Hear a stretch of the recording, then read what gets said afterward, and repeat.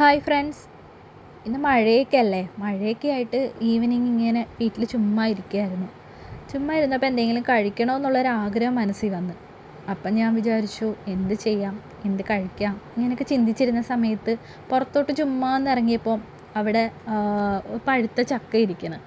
അപ്പം ഞാൻ അമ്മയോട് ചോദിച്ചു, അമ്മ പഴുത്ത ചക്കയൊക്കെ ഇരിക്കുന്നത്, ഇത് വെച്ചിട്ട് എന്തെങ്കിലും ചെയ്തു തരാൻ പറ്റുമോ? അപ്പം അമ്മ പറഞ്ഞു, ഒരു കാര്യം ചെയ്യ്, നമുക്ക് ഇലയട ഉണ്ടാക്കിയാലോ.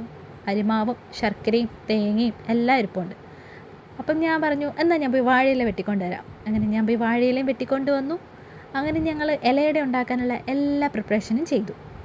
അപ്പം ആദ്യം ഇലയെടുത്തു, എല്ലാം ഞാൻ വാട്ടിയൊക്കെ വെച്ചു, തുടച്ച് വെച്ചു, വൃത്തിയാക്കി വെച്ചു.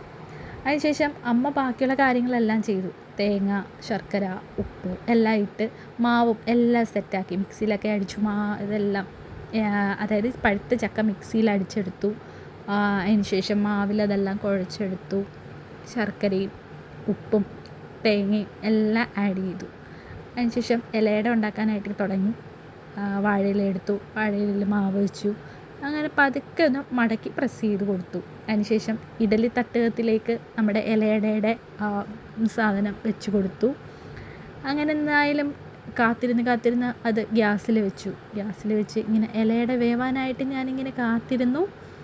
അങ്ങനെ അടുപ്പിൽ വെച്ചു. കുറച്ച് നേരം ഞാൻ പോകും, തിരിച്ചു വരും, നോക്കും. ഇലയട വെന്തു. ഇപ്പോൾ എന്തായാലും എനിക്ക് ഭയങ്കര സന്തോഷമായി. ഇലയട കഴിക്കാൻ പറ്റിയില്ല, തീരെ സന്തോഷമുണ്ട്.